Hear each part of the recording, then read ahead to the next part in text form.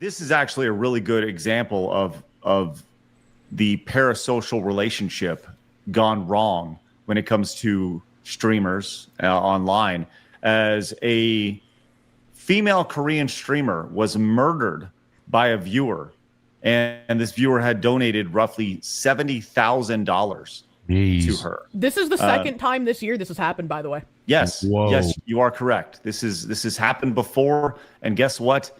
It will happen again, which is the sad part about it here.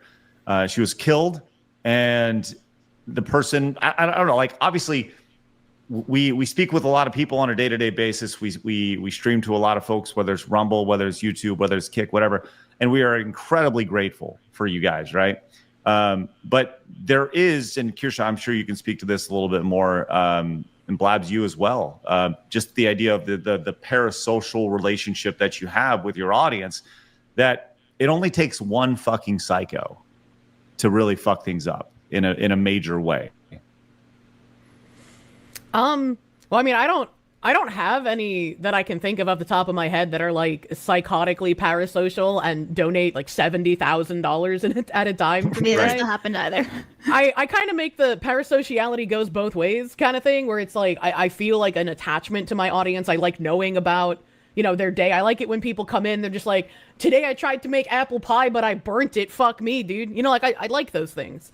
But the parasociality, when it gets to this point, is really bad. Like, some people genuinely believe that the person that they're interacting with through stream is 100% that person, and that they're going to be able to interact with them 24/7, right? And that's where it's like, you might need to take a step back, my guy, and cool it off. The other one that had this happen this year was in Japan, and she was taking advantage of a guy who had a parasocial relationship with her, and asking him to like take out loans so he could keep paying her more money. Jeez. And when, you know, the piper came and he had to pay back the loans and he couldn't, she kind of ghosted him. He went crazy. He found her and he stabbed her while she was live streaming. Jeez. Yeah, I'm obviously really messed up. I've had I've kind of told this story online before, like long before the idea of being catfished was like a popular term. I had a situation where, this is 2007, 8, something like this, where I had just got our first office for Screw Attack long time ago, and out of nowhere, a random girl showed up at the front door, and I was like, "Hi, how are you?" And she was probably in her early to mid 20s, right? I had no idea who this girl was. Shows up, she hands me a 6-pack of Coca-Cola, and she goes, "I know how much you love Coke." And I was like, first off, in my mind, I'm thinking like, what are you talking about? Number one, I don't even drink Coke, right? I don't even drink regular Coke. So she hands me this, and it's like this really awkward exchange, lasts 30 seconds, and she's like, "Well, it's really great to finally meet you, blah, blah, blah, blah, blah." And I was like, just kind of like, "Well, thank you very much," whatever. And my thought is like, how did she get our address? We've literally told 0 people, right?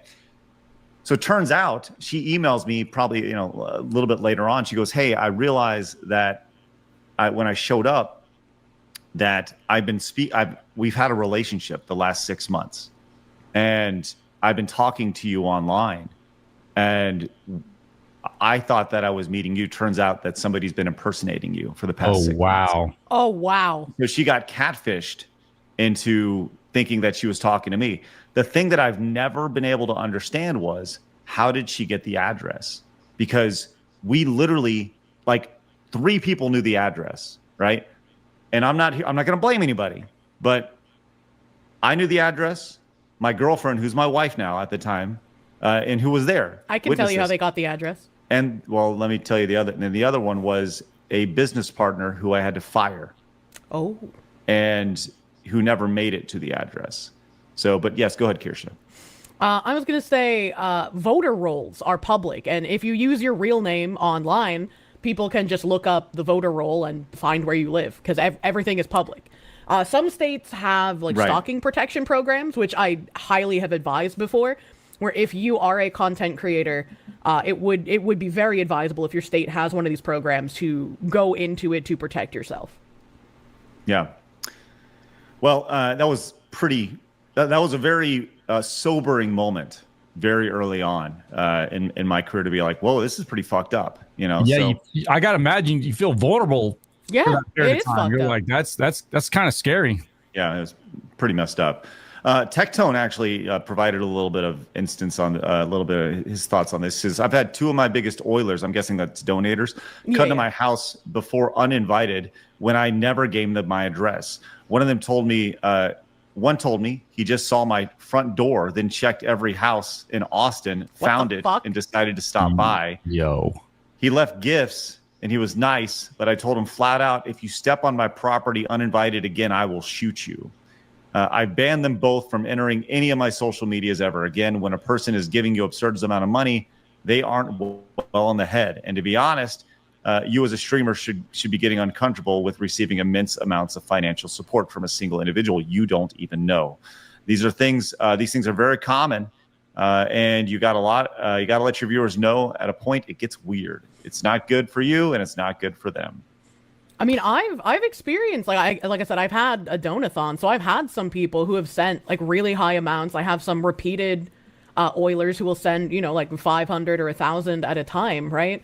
Yeah. I've never had anything creepy from any of these people. Like maybe they just really like spending money on the entertainment they enjoy and they don't have the same like mental illness. I mean, I've had people do really creepy stalkery things, but it hasn't been people who like me. It's been people who dislike me. Right. Well, I mean, and it's kind of nice because if giving money means if you're getting a lot of money means you are unsafe, then I'm good because my supporters don't give me jack shit, dude.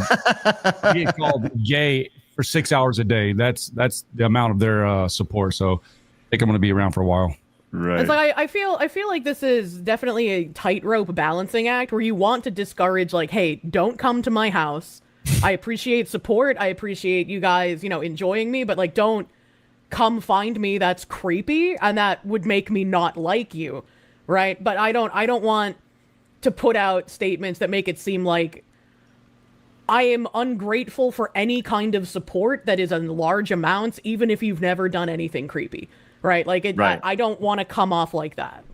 Right. I agree. And I think that's one of the things that I really want to point out. Like we appreciate any and all, like I said, any and all support. We literally can't do this show without your support. Right. Kirsha can't do what she does. Silver Fox.